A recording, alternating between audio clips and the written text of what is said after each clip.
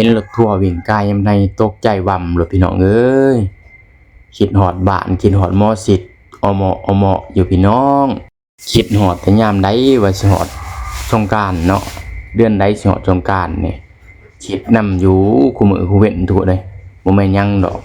เฮาคิดฮอดบ้านนั่นแหละทุกคนมาเฮ็ดเวียกงานดนเลยเนาะก็คิดฮอดบ้านเพราะว่าข่อยปีหนึ่งข่อยสิมื้อเทื่อหนึงเนาะก็คือสงกรานต์แหละข่อยสิได้กลับเนาะบอนข่อยอยู่ห้องข่อยเช่าอยู่ทางวิภาวดีรังสิตนี่ก็มันเป็นทางกลับบ้านเฮาเนาะมันก็สวนไปสวนมาแลรถก็บ่จักนครไสออกไสแอนำอีกหลายคิดฮอดบ้านพี่น้องเอ้ยดนที่จังได้เมื่อเทื่อหนึงก็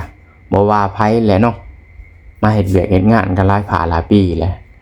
ดนหลายเดือนแหละทุกคนเพราะว่าปีหนึงข้อยก็สิกลับอยู่เทื่อหนึงเนาะก็ท่าอีกบ่ดนดอกทุกคนเนาะตอนนี้ก็เดือน3แล้วเดือน4เดือน5ก็แม่นแล้วสงกรานต์น่ะเนาะอีกประมาณ 2-3 เดือนก็ฮอดแล้วพี่น้องเอ้ยก็สิได้กลับบ้านกลับช่องแหละเวลากลับบ้านยามใดนี่โอ้ดีใจขนาดพี่น้องเอ้ย